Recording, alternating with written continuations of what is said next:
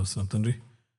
వాళ్ళు మిక్కిలిగా ప్రేమిస్తున్న మా ప్రియ పరులకు తండ్రి, మీ పాసన ప్రతి మాకున్నమయ్యా మేము వాక్యం దయచేయండి ప్రభా. ప్రభులలో బలపరచుకుగా ప్రభా, మాకు కావాల్సిన వాక్యం, సంఘానికి కావాల్సిన వాక్యం దయచేయండి ప్రభా. బలపరచండి అయ్యా. నేను నా మహిమను జరిపించమని అందరూ మీకు సమర్పించుకుని ప్రభా యేసు ప్రభు నాన్న బ్రతిమలాడుకున్నాం పెట్టుకున్నాం తండ్రి. ఆమేన్.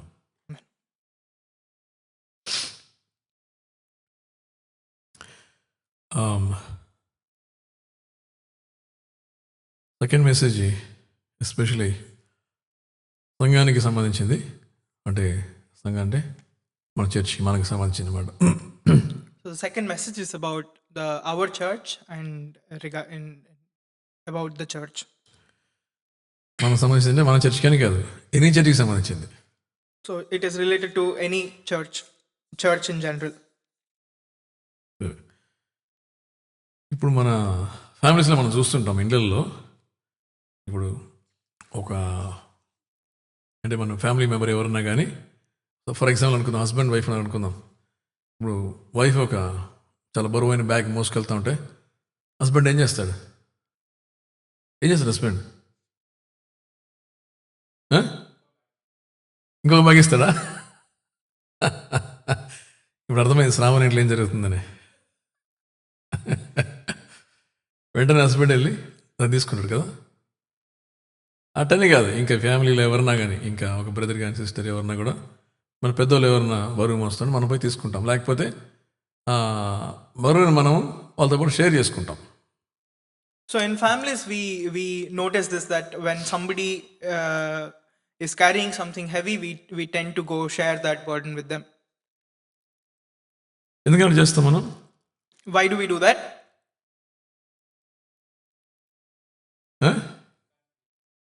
Because we love them. అవును, సింపుల్ ఆన్సర్ ఏంటంటే మనకి వాళ్ళతో ఉన్న రిలేషన్షిప్ బట్టి, లేకపోతే మనం వాళ్ళని ప్రేమిస్తాం కాబట్టి ఆ పని చేస్తాం. ఈవెన్ అంతెందుకు మనం బయట కూడా చేస్తుంటాం. బయట వెళ్ళినా కూడా వేరే వాళ్ళు కూడా కష్టపడుతుంటే మనం హెల్ప్ చేస్తుంటాం. సడన్గా వాళ్ళకి ఏమైనా అవసరమైతే రోడ్లో కూడా మనం అవి చేస్తుంటాం మామూలుగానే. అయితే బైబిల్లో మంచి వాక్యం చదువుకుందాము. Galatians 6th chapter.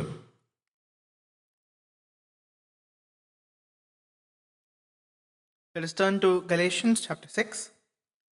6th chapter, 2nd verse. Verse 2.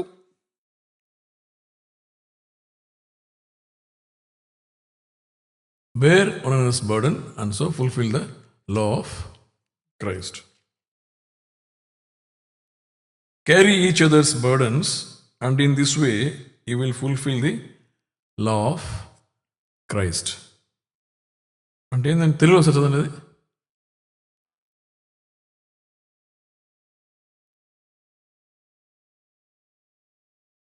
ఒకరు బాలను ఒకరు భరించి ఇలాగన క్రీస్తు నియమమును పూర్తిగా నెరవేర్చుడి. ఇక్కడ ఏముందంటే ఇది ఎవరి నియమం అంటే ఇది క్రైస్తు నియమం. నియమం ఏంది ఇక్కడ? ఒకరు బాలను ఒకరు భరించాలా. ఆ నియమం ఎక్కడి నుంచి వచ్చిందంటే యేసు ప్రభు నుంచి. యేసు ప్రభు యొక్క నియమం అది, ఒకరిని బాలను ఒకరు భరించడం అనేది. So here we can see that to fulfill the law of Christ, that the law belongs to Christ, and the law is that we must bear one another's burdens. ఇంకా చూడండి, 1 Corinthians. Let's turn to 1 Corinthians 10th chapter 24th verse. Chapter 10 verse 24.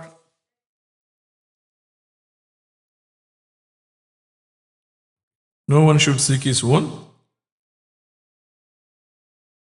but each one others' well-being. No one should seek their own good, but the good of others. ఇంకొక వెర్షన్లో తెలుగులో చదవండి.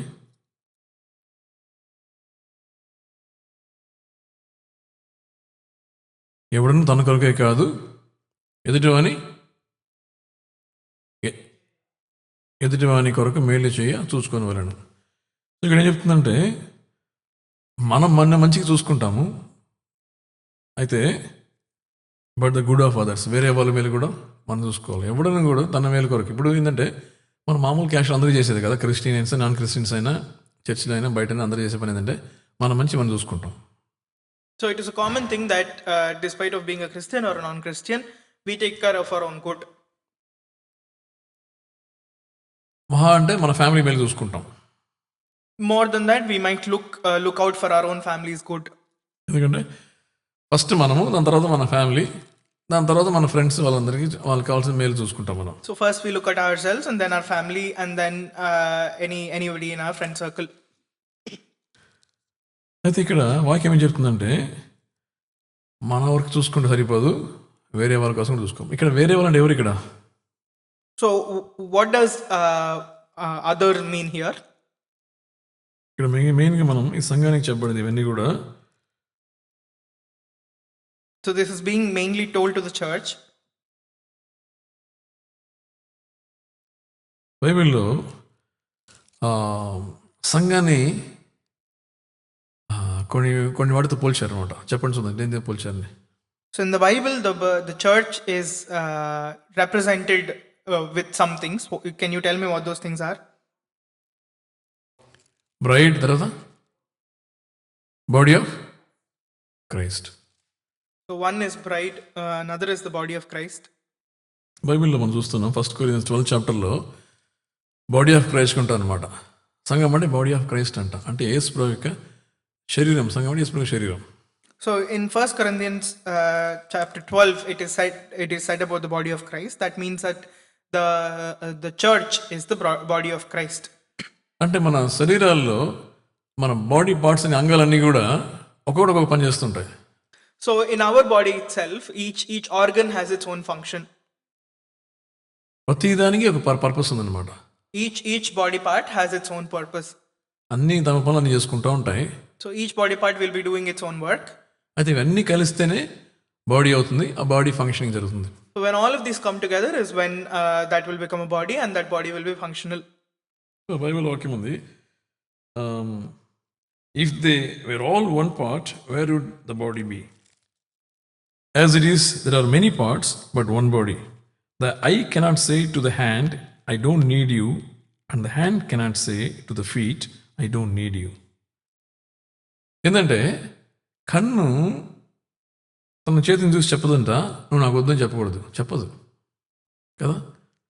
అదేవిధంగా the head cannot say to the feet I don't need you. తల కాళ్ళని అంటే మన పాదాలను చూసి నాకు వద్దని చెప్పదు.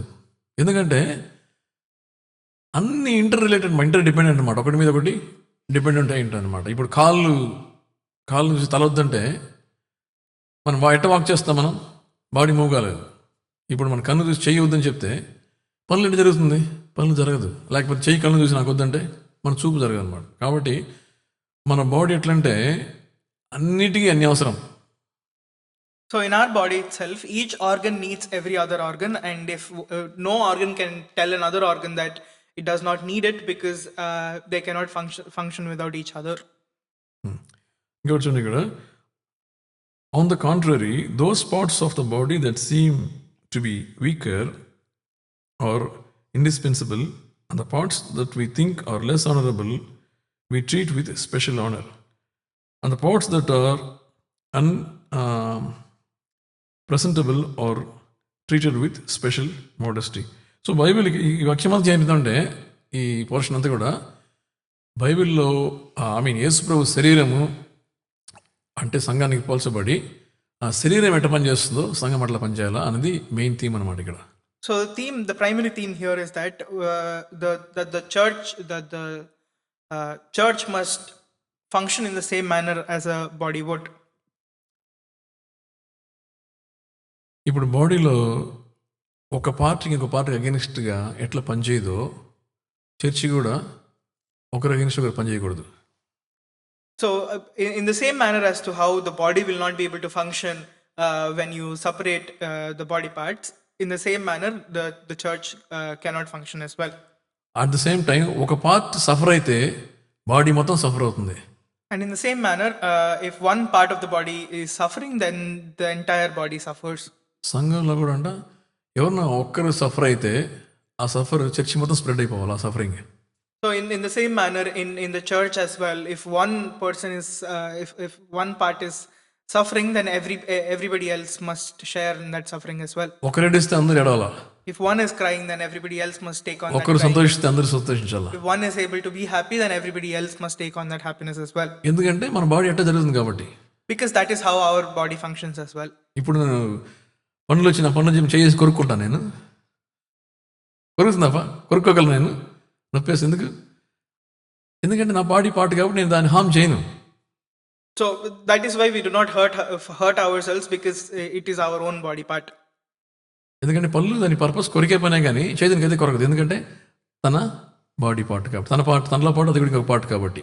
While the purpose of teeth is to bite, but it does not bite its own body parts, because it is not built for that, because it is its own body parts. ఇప్పుడు కాళ్ళు దెబ్బతలు అనుకోండి, మనకి body మొత్తం కూడా మనం feel అవుతాం అనమాట. ఏంటంటే బాడీ మొత్తం ఆ పెయిన్ని షేర్ చేసుకుంటాం మనమంతా. ఇప్పుడు చూడండి, నా కాళ్ళు కొంచెం కుండుతున్నాను, నేను నుంచి కొంచెం గౌట్ వచ్చింది, ప్రాబ్లం వచ్చింది. అనేది కాళ్ళు అని చెప్పి నేను హ్యాపీగా ఉండలేను నేను, ఎందుకంటే నేను నా సఫర్ ఫీల్ అవుతాను నేను. So if one part of our body is painful, even if your leg is painful, then the entire body will feel it. It's not like you can isolate that body part alone and not feel the pain for the rest of your body. అదే విధంగా సంఘంలో ఒక part అంటే ఒక వ్యక్తి లేకపోతే ఒక కుటుంబం సఫర్ అయినప్పుడు సంఘం అంతా కూడా ఆ పెయిన్ని ఫీల్ అవ్వాలన్నమాట. In the same manner, when one person or one family in a church suffers, then the entire church must take on that suffering. So అందుకని బైబిల్ చెప్పిందంటే ఒకరు బారును ఒకరు మోయడం అంటే, షేర్ చేయడం అంటే ఇదేనమాట. So this is what it means when the Bible tells you to take part in each other's suffering. So for example, ఒక పర్సన్కి job లేదనుకోండి, ఆ పర్సన్ జాబ్ చేయడానికి వేరే వాళ్ళు హ్యాపీగా ఉండడానికి లేదు, మనమందరం కూడా ఆ బర్డన్ అనుకుంటుంది, అరే వాళ్ళు జాబ్ లేదు వాళ్ళ కోసం ప్రేయర్ చేయాలి, మినిమం ప్రేయర్ చేయడం.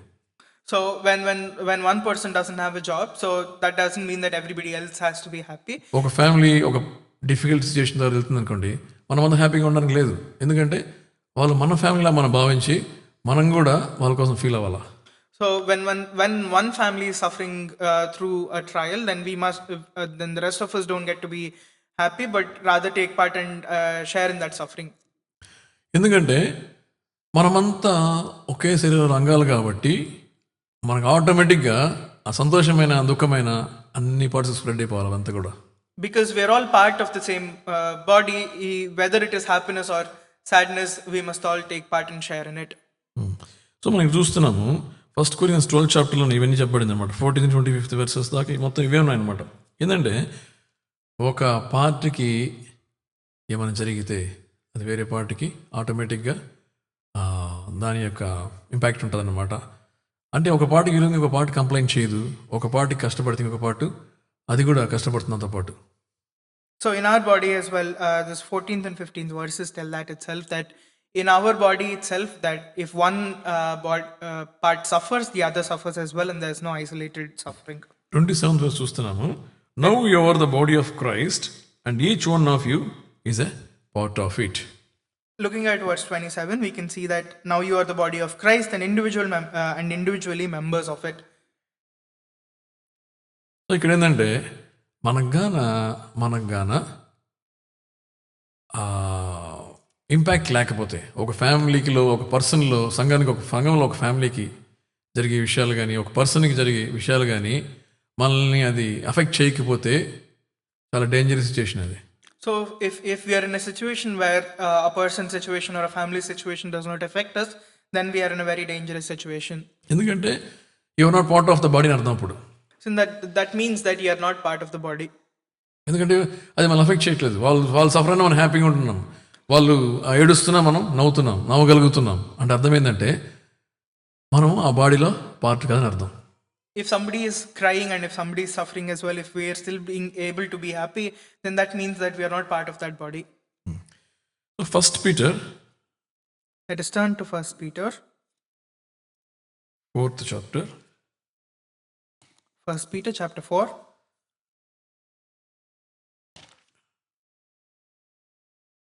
Eighth verse. ఎనిమిది వచ్చినాం. Verse 8. చదవండి.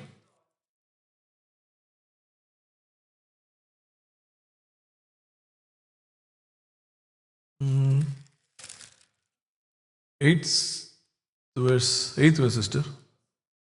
1 Peter 4th chapter 8th verse.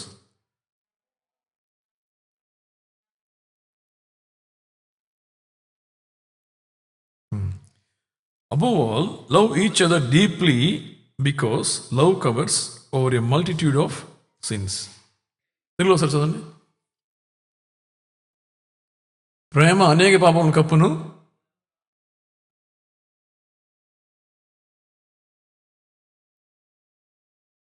గనుక అన్నిటికంటే ముఖ్యంగా ఒకని యందు ఒకడు నికట గల ప్రేమ గలవాడై ఉండుడి. అంటే ఇంగ్లీష్లో ఏముందంటే డీప్లీ, ఎక్కడికి అవుతుంటే ఫెర్వెంట్లీ కదా. ఇక్కడ ఏంటంటే above all love each other deeply. Love each అని చెప్పట్లే, ఒకరిని ప్రేమించుకోండి చాలా క్యాషువల్గా షేక్ హ్యాండ్ ఇచ్చుకోండి, లేకపోతే ప్రైస్ లాట్ చెప్పండి, అవి కాదు. That is not love. ఓకేనా? అదే గ్రీటింగ్ అనమాట, గ్రీట్ చేసుకోవడం. మనం ప్రైస్ లాడ్ని ఊత పదాలను వాడతాం, ప్రైస్ లాడ్ని కదా. దాని మీనింగ్ మనం మార్చేసాం. ఇప్పుడు మనం చూస్తే ఏమంటాం? ప్రైస్ లాడ్ని చెప్తాం. అంటే అర్థమైంది హలో చెప్పడమే కదా. నథింగ్ బట్ మనం హలో చెప్పినట్టు వాడతాం దాన్ని, అంతే కదా. అలుగుతా కొంతమంది, వాడు నన్ను చూసి ప్రైజ్లో చెప్పలేదంటాం. అరే నేను ప్రైజ్లో చెప్పడం ఏంది అంటే నేను చూసి దేవుని స్తుతించాలి వాళ్ళు. దాని మీనింగ్ అదే కదా. బ్రదర్ సిస్టర్ నన్ను చూసి అటు వెళ్ళిపోయింది, ప్రైజ్లో చెప్పడం నాకు. అరే నేను చూసి ప్రైజ్లో చెప్పాలి వాళ్ళు. అంటే అర్థమైందంటే నేను చూసి దేవుడిని ఆనందిస్తే వాళ్ళు దేవునికి స్తోత్రం చెప్పాలా, అటు కలిగి ఉండాలి మనం ఆ లెక్కను చూస్తే. కాబట్టి ప్రైస్తాడు అనేది మనకి గ్రీటింగ్ వర్డ్ లాగా మనం వాడతాం, కానీ ఇట్స్ నాట్ యాక్చువల్లీ అది గ్రీట్ చేయడం కాదు, విష్ చేయడం కాదు అది. కాబట్టి కొన్ని చేతులు ఏమంటారు, షాలోమ్ అంటారు కదా. హలో బ్రదర్ షాలోమ్ అంటారు. లేకపోతే ఏం చెప్పాలి, హలో చెప్పుకోండి. లేకపోతే మనం అట్లా దేవుడిని వర్డ్ నుంచి మనం ప్రైస్ ఊత పదాలను వాడకూడదు యాక్చువల్గా చెప్పాలంటే. సరే ఎనీవేస్, సో థింగ్ ఏంటంటే లవ్ ఉన్నదని చెప్పకుండా లవ్ ఉన్నది డీప్లీ, నికటము గల ప్రేమ అంట. అది మామూలు ప్రేమ కాదు అది. సో సంఘం ఎట్లుండాలంటే, అంగాలు ఎట్లుంటాయో మాకు బాడీలో అన్ని అంగాలు ఎట్లా అన్ని కలిసి పనిచేస్తాయో, అన్ని ఎట్లా ఒక ఫీలింగ్స్ ఇంకోటి షేర్ చేసుకుంటాయో, ఒకటి సంతోషిస్తే ఇంకోటి సంతోషిస్తుందో, ఒకటి బాధపడితే ఇంకోటి ఎట్లా బాధపడుతుందో, సంఘం కూడా ఆ విధంగా టైట్లీ కపుల్డ్ లేకపోతే బాండెడ్గా ఉండాలంట. So the verse 8 here tells us that to keep loving one another earnestly, that means deeply, and it doesn't just tell us to love one another, but it asks us to love one another deeply. ఇంకా ఈ వాక్యంలో starting చెప్పబడిందంటే above all love each other deeply because love covers over a multitude of sins. అది తెలుగులో ఏంది zone? అది అంతకుముందు ప్రేమ అనేక పాపములను కప్పును. ఇది ఒక చాలా మంచి వాక్యం ఇది. ప్రేమ అనేక పాపములను కప్పును అంటే అర్థం ఏంటి? So it says here that love covers a multitude of sins. So what does it mean that love covers a multitude of sins? సరే, దీనికి సంబంధించి ఇంకొక చోట చూద్దాం. 1 Corinthians. So let us look about this in another verse. Let us turn to 1 Corinthians 13 chapter 5th verse. 1 Corinthians chapter 13 verse 5. అదే.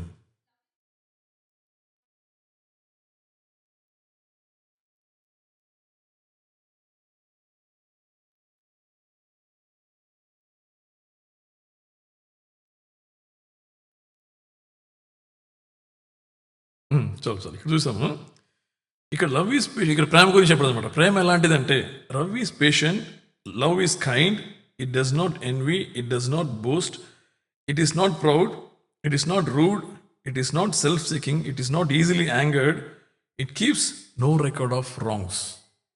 It keeps no record of wrongs అంటే ఏంది అంటే అర్థమైంది. So what does it mean? What does it mean here that it keeps no record of wrongs? ఇక్కడ పెట్టలు ఏం చూస్తున్నామంటే love covers a multitude of sins. అక్కడ ఏం చూస్తున్నామంటే love does not keep record of wrongs కదా. So in 1 Peter chapter 4 we saw that love covers a multitude of sins, and in 1 Corinthians we are seeing that love does not keep account of wrongdoing. అంటే అర్థం ఏంటంటే తప్పు చేసినా దాన్ని గుర్తుపెట్టుకుతుంటా ప్రేమ, సింపుల్గా. So to put it simply, it means that love does not remember even when it is done wrong towards. So ఇంకా కొంచెం డీప్గా చూద్దాం. నేను ఏంటంటే సింపుల్ ఎగ్జాంపుల్ ఏంటంటే ఒక ఫ్యామిలీలో పిల్లలు తల్లిదండ్రులకు అగెనిస్ట్ ఏమన్నా తప్పు చేస్తే తల్లిదండ్రులు దాన్ని గుర్తుపెట్టుకుంటారా? So as a simple example, let us look for at an instance of a family. So when children do something wrong, do parents keep account of their wrongdoing? Parents ఏమన్నా తప్పు చేసి పిల్లలు గుర్తుపెట్టుకుంటారా? If parents have done something wrong, do children keep an account of their wrongdoing? వాళ్ళ మీద revenge తీర్చుకుంటారా? ఎక్కడ విన్నారా మీరు పిల్లల మీద పేరెంట్స్ రివెంజ్ తీర్చుకోవడం విన్నారా ఎక్కడన్నా? So have you seen of parents taking revenge on children for the wrongdoings that they've done? పిల్లలు తప్పు చేసినా ఇన్స్టెంట్గా ఆమె కోపడితే వదిలేస్తారు, లేకపోతే మర్చిపోతారు కొద్ది రోజుల తర్వాత. So if kids have done something wrong, then the parents will get angry at them instantly or forget about it also. అదే బయట వాళ్ళు చేస్తే But if somebody else outside did the same to them, కొన్ని సంవత్సరాలను గుర్తుంటుంది అట్లే. they will keep hold of it for they will keep remembering it for years on end. కొంతమంది డేట్తో చెప్తారు అనమాట, సో అండ్ సో డేట్లో so and so time date జరిగింది చెప్తారు. Some people will tell you the date and time of what happened to them and why it happened. అన్నా నాకు తెలుసు ఆ రోజు అమ్మాయి ఆ రోజు సో అండ్ సో డేట్లో ఇట్లా అనింది నన్ను ఈ మాట. So they will tell you what somebody told them on so and so date at what word was అసలు told to them. మర్చిపోలేరమ్మా కదా. So we cannot forget. ఎందుకని? ఇంట్లో చూడండి పిల్లలు ఏమో తప్పు చేసి మీకు గుర్తుంటుందా? నెక్స్ట్ డే మర్చిపోతాం అసలు ఏం చేసామో అది మనకు తెలియదు అసలు. మరి So in our own homes itself, if kids have done something wrong, then can we remember it? We forget it the next day itself. ఒకవేళ బ్రదర్ సిస్టర్ తప్పు చేస్తే మేబీ ఒక వారం ఉంటుందేమో మీకు మహా అంటే. So if brother and sister have done something wrong, then you might remember it for maybe a week. మళ్ళీ కలుసుకుని మళ్ళీ మాట్లాడేస్తుంటారు, అది అయిపోతుంది. And then things become normal again. అయితే బయట జరగదు పనులు. And such things don't happen outside. ఎందుకంటే బయట జరిగితే మాత్రం అది దానికి ఒక హిస్టరీ మెయింటైన్ చేస్తారు. So if these things happen outside, then there is a history that is maintained about it. ఇంట్లో మనం మర్చిపోతారు. And in our home, we forget about it. So thing ఏంటంటే వీటి కారణం ఏంటంటే because of the love. So the reason behind this is the love behind. ఇంట్లో ఎందుకు మర్చిపోతారంటే ఇక్కడ ఏం చెప్పబడిందంటే బైబిల్ డెఫినేషన్ అదేనమాట. అది Bible love doesn't keep record of wrongs. So this is the reason why people forget in homes itself, is because the Bible tells us that love does not keep a record of wrongs. Because love covers over a multitude of sins. Because love covers a multitude of sins. అంటే అర్థమైందంటే పాపాలు చేసి దాన్ని ఒప్పుకోవడం అర్థం కాదు. ఎవరి ఇంట్లో మనకి తప్పులు చేస్తే అది కరెక్ట్ అని అర్థం కాదు. థింగ్ ఏంటంటే మనం దాన్ని బయట 10 మందికి చెప్పుకుంటూ తిరగం. So that means that it does not mean that nobody will do anything wrong, or that doesn't mean that అంటే మనం చెప్పుకుంటూ తిరగమంటే మనం హైలైట్ చేయం దాన్ని బయట. yeah, but it means that we don't talk about it and highlight it everywhere we go. అయితే బయట జరిగినప్పుడు ఏం చేస్తాం, బయట వేరేతో మాట్లాడినప్పుడు మనం అది పెద్ద విషయంలో హైలైట్ చేస్తాము. గాసిపులు నడుస్తూ ఉంటుంది, అట్లే స్ప్రెడ్ అవుతూ ఉంటుంది, రింగ్స్కి వెళ్ళిపోతూ ఉంటుంది. ఎందుకని? So if something happens on the outside, then we'd be talking about it to people, and then there'd be gossip around it, and it'll keep going on. ఇంట్లో నుంచి గాసిపులు ఎక్కడ బయటకు పోదు. ఇంట్లో అంటే ఏం జరగదని ఇంట్లో అర్థము. మన ఇంట్లో ఫ్యామిలీలో బ్రదర్స్ మధ్యలో, లేకపోతే పేరెంట్స్, లేకపోతే బంధువుల్లో ఏం జరగదనా జరుగుతుంది. థింగ్ ఏంటంటే ఇంట్లో వాళ్ళందరూ మనవాళ్ళు కాబట్టి, మన సంబంధించిన వాళ్ళు కాబట్టి, వాళ్ళ పట్ల మనకి ప్రేమ ఉంటుంది కాబట్టి మనం వాళ్ళని కోప్పడినా కూడా ఇంట్లోనే కోప్పడతాం, ఇంట్లోనే వాళ్ళని ఖండిస్తాం, ఇంట్లోనే వాళ్ళని అపోజ్ చేస్తాం. కానీ దాని తర్వాత మనం దాన్ని బయట ప్రాపగేట్ చేయం. So because there is love inside a home, even if something does happen inside a home, it stays inside the home, and even when somebody is angry, they're angry inside the home itself privately. అంతే. ఇప్పుడు ఇంట్లో ఎవరి బయట gossip చెప్పుకుంటాము. ఇంట్లో వచ్చి అరే మా బ్రదర్ ఇటు చేశాడు, మా సిస్టర్ చేసి చెప్పుకుంటూ తిరుగుతారన్నా. So do we gossip about the people that are in our home, about our brother or a sister, that they've done so and so about to other random people? వాళ్ళు తప్పు చేసినా, వాళ్ళు పాపాలు చేసినా, వాళ్ళు ఏమైనా రాంగ్ చేసినా కూడా వాళ్ళు మనం ఖండిస్తాం, ఇంట్లోనే ఖండిస్తాము, ఇంట్లోనే ఫైట్ చేస్తాం, ఇంట్లోనే గొడవ వేస్తాం. కానీ 4 గోడలకు బయట దాన్ని పంపించాం బయటికి. So when something wrong does happen inside a family, when somebody does do something wrong, then we might correct them or be angry with them inside the home itself, but it will never come out. ఎందుకంటే అది family. Because that is family. Same thing దేవుడు చెప్తున్నా అంటే they attitude should be extended to the church. God is telling us that the same attitude must be extended to the church as well. ఎందుకంటే church అనేది కూడా family మనకి. Because church is our family as well. Same attitude, same nature, same ఏం చెప్పాలా, అదే ఉద్దేశము, అదే approach చర్చిలో మనకు అందరికీ ఒకరి పట్ల ఒకరు ఉండాలి. So that same attitude and that same intent must extend to everybody in our church as well. So Bible ఏం చెప్తుందంటే ప్రేమ ఉంటే అన్ని పాపాలను కప్పేస్తుందంట. So the Bible tells us that if you have love, then it will cover a multitude of sins. తప్పు చేస్తే అది గుర్తుండదంట. So if somebody has done something wrong, if you have love, then you అసలు will మర్చిపోతుంది not అసలు. remember it. ఎందుకంటే family మనం మర్చిపోతాం కదా. You will forget it because that's what happens in a family as well. కాబట్టి సంఘంలో అట్లా ఉండాలంట. So even in a church as well, that is how we must be. ఒకవేళ ఎవరు నాకు ఇష్టం ఒకరు పాపాలు చేసి ఉంటే, తప్పులు చేసి ఉంటే, దాన్ని మనము మన సహోదరులు కాబట్టి, మన ఫ్యామిలీ మెంబర్స్ కాబట్టి మనము వాళ్ళని మర్చిపోవాలి, వాటిని మర్చిపోవాలి. So even if somebody's done something wrong against you, even if somebody's sinned against you, then because they are your brothers and sisters and they're part of the body of church and the body of Christ, we must forget and forgive. అంటే అది మనం forceful చేయడానికి లేదు దాన్ని. So we can't force that. But అట్లే ఉంటుంది, pain అట్లే ఉంటుంది కదా. So the hurt and the pain will still be there, right? ఇంకేందంటే వాళ్ళని ప్రేమించడం, బైబిల్ ఏం చెప్తుందంటే ప్రేమ ఉన్న చోట అవన్నీ మరుగైపోతుంది. కాబట్టి మనం హృదయంలో ప్రేమ కలిగినప్పుడు ఆటోమేటిక్గా అవన్నీ కూడా ఇన్విజిబుల్ అయిపోతాయి. So the Bible tells us that when we have love in our hearts, then all of that goes away. అందుకని వాక్యం చెప్తుందంటే మీరందరూ బ్రదర్స్ సిస్టర్స్ కాబట్టి ఒకరు భారం ఒకరు మోయుడి. The Bible, God's word tells us that because you are all brothers and sisters, share and bear each other's burden. మీరు జేమ్స్లో చూస్తున్నామా, జేమ్స్లో Just turn to the book of James. 2nd chapter.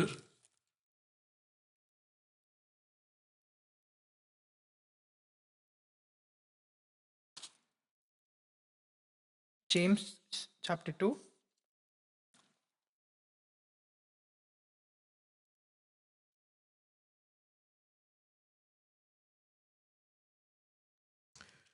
చూడండి 16th verse. Verse 16. If one of you say to him, ఏంటంటే అంతకుముందు చూడండి 14 చదవండి.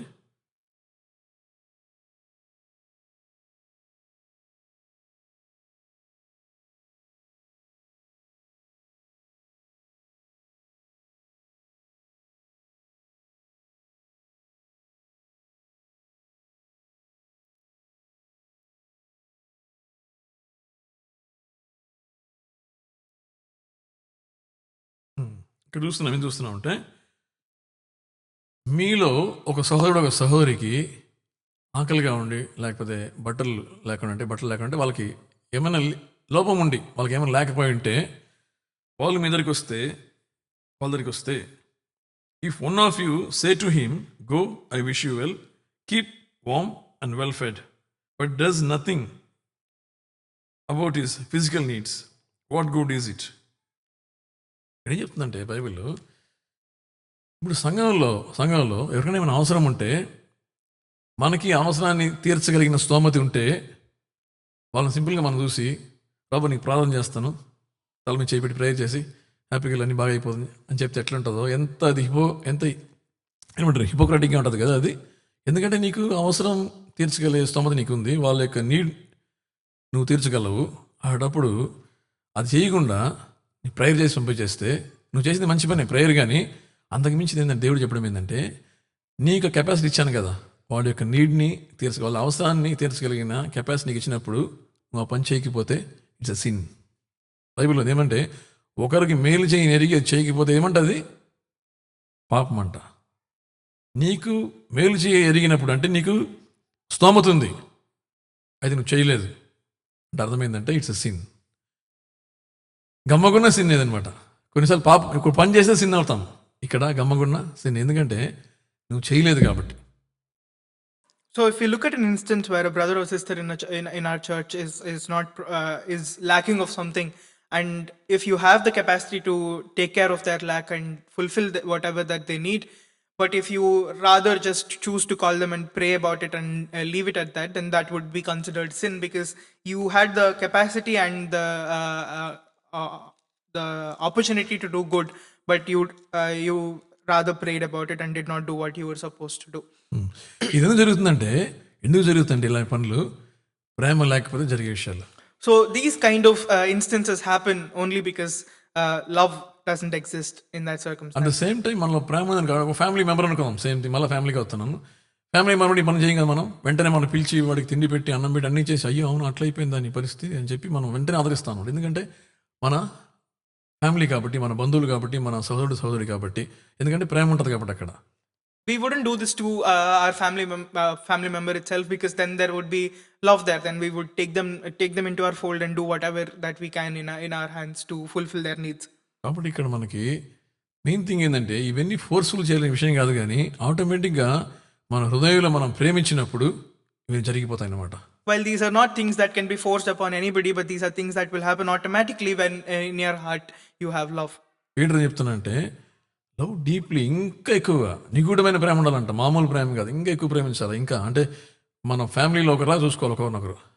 Peter tells us that we must love earnestly and deeply, and we must look at one another as if we are part of the same family.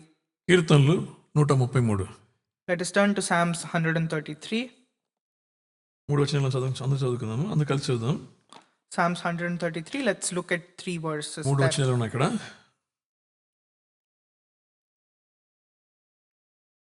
Let us all read together. How good and pleasant it is when brothers live together in unity. It is like precious oil poured on the head, running down on the beard, running down on Aaron's beard, down upon the collar of his robes. It is like It is as if the dew of Hebron were falling on Mount Zion. and For the the Lord Lord has commanded the bestows his blessings, blessings, life even life forever. forevermore. ఇక్కడ Bible మంచిగా చెప్పబడింది అనమాట. ఏంటంటే సహోదరులు ఐక్యత కలిగి జీవించుట ఎంత మేలు, ఎంత మనోహరం. అంటే ఇక్కడ ఒక కీ థింగ్ ఉందన్నమాట. కీ థింగ్ ఉంది ఏంటంటే అక్కడ చేసినప్పుడు థర్డ్ వర్స్ చూడండి ఇక్కడ, for there the Lord bestows his blessings even life for ever more. అటు చేసినప్పుడు అక్కడ ఏమిస్తాడు దేవుడు? బ్లెస్సింగ్స్ ఇస్తా అంట, లైఫ్ జీవం ఇస్తా అంట. జీవం, ఆ 2 వర్డ్స్ గుర్తుపెట్టుకోండి, బ్లెస్సింగ్స్ అండ్ లైఫ్. సో ఇప్పుడు మనం చాలాసార్లు వింటూ ఉంటాం, అయ్యా మా సంఘంలో జీవం లేదండి అంటారు. విన్నారా? ఆ సంఘంలో జీవం లేదు, ఈ సంఘంలో జీవం లేదు, మా సంఘంలో జీవం లేదు. విన్నారా కదా? జీవం లేని సంఘం, సంఘంలో జీవం పోయింది, ఉద్యోగం లేదంటారు. ఎందుకంటే మీనింగ్ ఏంటంటే, కోర్ థింగ్ ఏంటంటే అక్కడ ఆ పరిస్థితి కారణం ఏంటంటే ఒక కాంపోనెంట్ మిస్సింగ్. ఆ కాంపోనెంట్ ఏంటంటే ఐక్యత, లవ్.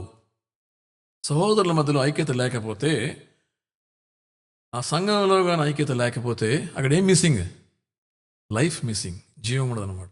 సంఘంలో జీవం లేదంటే ఎందుకు వస్తుంది నా పరిస్థితి? ఐక్యత లేకపోతే. సంఘంలో ఐక్యత లేనప్పుడు ఆటోమేటిక్గా it will become dead church. We can see here in 133 that behold how good and pleasant it is when brothers dwell in unity. And we can see in verse 3 as well that for there the Lord has commanded the blessing and life forevermore. And from this we come upon a lot of circumstances where a lot of people say that their church doesn't have life anymore, or somebody else's church doesn't have life anymore. But that those instances happen only because there wasn't any unity to begin with. Blessings ఉండదు. అయితే దానికి opposite అంటే కాంట్రరీగా సంఘంగా ఐక్యత కలిగి ఉంటే, ప్రేమ కలిగి ఉంటే, అందరూ సహోదరుగా ఐక్యత కలిగి ఉన్నప్పుడు ఏమైపోతుంది? అక్కడ లైఫ్ వస్తుంది, బ్లెస్సింగ్స్ వస్తుంది. So if everybody is united and if brothers dwell in unity, then there will be blessings and life there that the Lord sends. So సంఘంలో జీవం కావాలంటే, సంఘంలో దీవెనలు కావాలంటే ఏం చేయాలి? మనం సంఘం అంతా కూడా ఐక్యత కలిగి ఉండాలి. So if one wants blessings and life forevermore in a church, then brothers must dwell in unity. John 13. Let us all turn to John chapter 30. 34, 35. Chapter 30 verse 34, 35.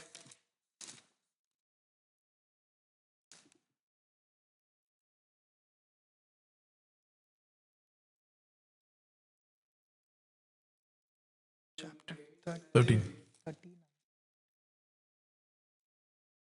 చెప్పు చూసా.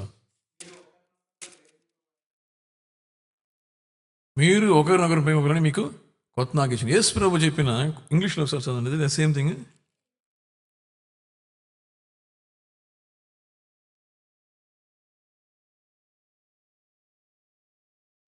34. A new command I give you.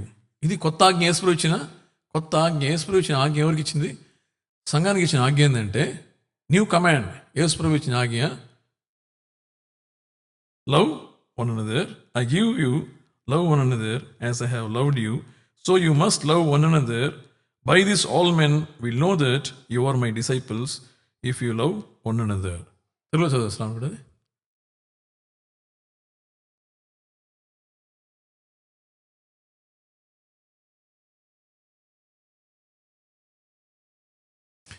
Okay, ఇది యేసు ప్రభు ఇచ్చిన instruction. ఇది లేకపోతే ఇది చేస్తే బాగుండని చెప్పాడు యేసు ప్రభు. ఏం చెప్పాడు? కమాండ్, ఆజ్ఞ. You must have to obey. ఆజ్ఞ ఇది. So we can see here that in this verse 35 that this is a commandment that Lord Jesus has given and not a opinion or a statement. ఏంటంటే సంఘంలో ఒకరొకరు ప్రేమించాలా. Peter ప్రకారం చెప్తే Peter verse చూస్తే పీటర్లో చూస్తున్నాం మనము డీప్ లవ్, నిగూఢమైన ప్రేమంట. So ఇవన్నీ మనం కలిగి ఉన్నప్పుడు ఆటోమేటిక్గా సంఘంలో ఏమొస్తుంది? లైఫ్, జీవం వస్తుంది. తర్వాత blessings. Life and blessings will be there. ఎక్కడ ఉంటుందంటే సహోదరులు ఐక్యత కలిగి జీవించినప్పుడు. కీర్తనలో 133 ప్రకారం అనమాట. సో మీరు బైబిల్ అంతా చూస్తున్నారు. ఎక్కడ పడిన బైబిల్ ఏముంటుందంటే సహోదరుల ఐక్యత, సహోదరుల ఐక్యత, సహోదరుల ఐక్యత, సహోదరుల ఐక్యత. ఏం చెప్తున్నాడు యేసు ప్రభు? మీరు ఆ విధంగా ఉంటే ప్రజలు మిమ్మల్ని చూసి మీరు ఎవరిని గుర్తుపడతారంట? నా డిసైపుల్స్ అని గుర్తుపడతారు. చూడండి ఇక్కడ, by these all men will know that you are my disciples if you love one another. So we can see here that it is a commandment that the Lord has given to us to love one another. And in Peter as well, we can see that he has asked us to love one another deeply and earnestly as well. And in Psalms 133, we can see that when brothers are in unity with each other, the Lord bestows them with life forevermore and blessing as well. So if a church is to have life and blessings forevermore, then they must love one another and stay in unity. అన్యులు మనం చూస్తున్నప్పుడు అరే యేసు ప్రభు ఏమని చెప్తాడు? God is love అంటారు, ప్రేమ మైడ్ అంటారు, ప్రేమని బోధిస్తారు. ఇప్పుడు పట్టిన ప్రేమ గురించి మాడుతుంటారు వాళ్ళు. అయితే చర్చిలో ఎప్పుడు వాటిని ఏం చేస్తారు? కొట్లాడుతుంటారు. ఇప్పుడు పడినా కొట్లాడలే. అది టెస్ట్ మినిట్ ఎట్టుంటుంది అట్లా టెస్ట్ మినిట్ అంటే when non-believers look at us, they will ask the question of these people talk about love all the times, but if you look at their church alone, then you can see that they're fighting all the time. Then what kind of testimony would that be? కదా దేవుని మహిమ అది కాదు కదా. Will that bring glory to the Lord? ఎప్పుడు దేవుని మహిమ అంటే అరే వాళ్ళు దేవుని వాక్యాన్ని పాటిస్తున్నారు, అందరూ ఐక్యత కలిగి ఎంతో ప్రేమ కలిగి ఉన్నారు. అసలు ఉంటే అట్లా ఉండాలి కదా. ఎట్లా కుదురుతుంది వాళ్ళకి? ఇది ఎందుకు కుదురుతుందంటే వాళ్ళు దేవుని బిడ్డలు కాబట్టి, యేసు ప్రభు బిడ్డలు కాబట్టి వాళ్ళు ఎంతో ప్రేమ కలిగి ఉన్నారు, ఐక్యత కలిగి ఉన్నారు. వాళ్ళకొకరు ఐక్యత ఎంత ఒక్క ఫ్యామిలీ ఎంతమంది ఒక ఫ్యామిలీలా ఉన్నారు. ఎట్లా ఉంటారు? ఎందుకంటే దేవుని నామం మహిమపడుతున్నప్పుడు. So it will be glorious.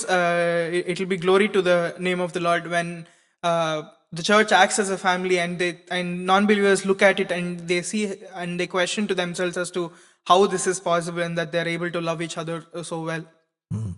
ఎందుకంటే ఇవన్నీ చాలా ఇంపాసిబుల్ థింగ్స్ కాదు. ఎందుకంటే we are able to do that in the family. We have to understand that these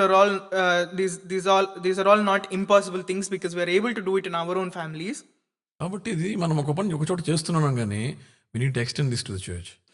And because we are already doing it in one place, we must extend it to our church as well. కాబట్టి మనం దాని గురించి కొంచెం శ్రద్ధ కలిగి దేవుని అడుగుదాం. నాయన ఇలాంటి మనసు నాకు దయచేయండి. నేను కుటుంబంలో ఎట్లా ప్రేమ కలిగి ఉన్నానో అదే విధంగా సంఘంలో కూడా ప్రేమ కలిగి ఉండాలా, సంఘాన్ని కూడా నేను ప్రేమించగలగాల. Let us pay attention to this and ask the Lord that in the same manner that I'm able to have love in my family, help me extend it to the church as well. ఒకరు బాధపడితే మనం బాధపడేలాగా ఉండాలా, ఒక సంతోషిస్తే మనం సంతోషించేలా ఉండాలా. If one is suffering, then we must be able to take on that suffering as well. And if somebody is happy, we must be able to take on that happiness as ఎందుకంటే well. మనం అందరం కూడా parts of the same body. Because we're all parts of the same body. ఆ body ఎవరిది? యేసు ప్రభుది. So who does that body belong to? It belongs to Lord Jesus Christ. కాబట్టి మనందరం కూడా ఈ సమయాన ప్రభు బలిలో పాల్పరుచుకోక ముందు మనమందరం కూడా దేశంలో మనం అడుగుదాం, నాయన మనం పరీక్షించుకుందాం, మనం ఈ విధంగా ఉండలేకపోతున్నామా, ఉండగలుగుతున్నామా, లేకపోతే మనలో ఏమైనా ఆటంకాలు ఉన్నాయా, లేకపోతే మనకి ఏమైనా డిస్టర్బెన్సెస్ ఉన్నాయా, లేకపోతే మనం ఏం చెప్పాలా, మనం ఈ వాక్యానికి మనం ఏ విధంగా మనం జీవితాన్ని పోల్చుకోగలం. So before we take part in the Lord's table, let us ask and examine ourselves if we are in the same manner, if we are going wrong somewhere, or if there is any differences in ourselves that we must test and confess to the Lord. ఒకవేళ లేకపోతే కనుక అదే అడుగుదాం, నాయన ప్రభు నన్ను మార్చండి, నా మనసుని మార్చండి. అంటే నేను తప్పు చేసిన అర్థం కాదు, మనం తప్పు చేయకపోయినా కూడా పరిస్థితులు బాగాలేని వల్ల మనం ఈ పని చేయలేకపోతాం కొన్నిసార్లు. So if we do not have that, let us ask the Lord to be able to have that.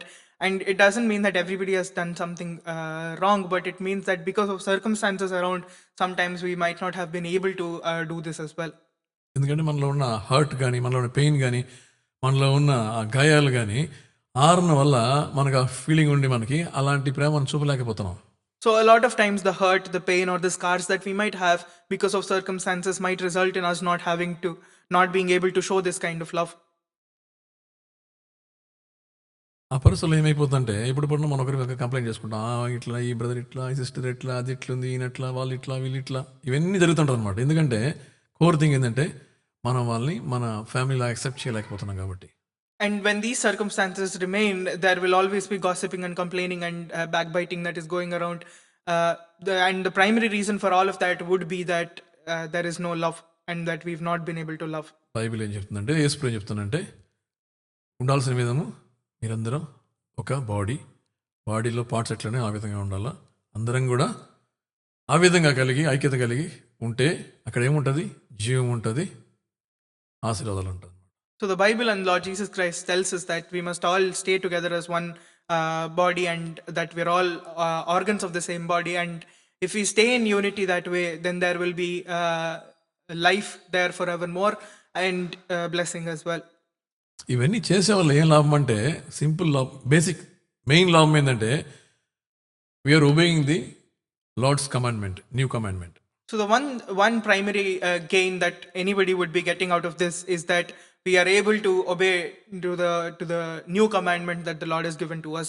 Ultimate thing దేవుని ప్లీజ్ చేయడమే కదా. So our ultimate target is to please the Lord himself. కాబట్టి అందరం కూడా ప్రభు బలిలో పాల్పరచుకోక ముందు మనం అందరం కూడా పరీక్షించుకుందాము. మనం ఒకవేళ మన జీవితంలో ఇలాంటి విషయాలు ఏమైనా జరుగుతున్నాయా, లేకపోతే మనం ఇంకా బెటర్గా ఎలా ఉండగలం, లేకపోతే మనకి ఇంకా ఏమేమి సహాయం కావాలి దేవుడి దగ్గర నుంచి అని దేవుడి దగ్గర అడుగుదాం. So before we take part in the table, let us examine ourselves as to where we are lacking in all of these areas, and if we need any help from the Lord, and let us examine ourselves. దేవుడు వాక్యాన్ని దీవించును గాక. May the Lord bless this word.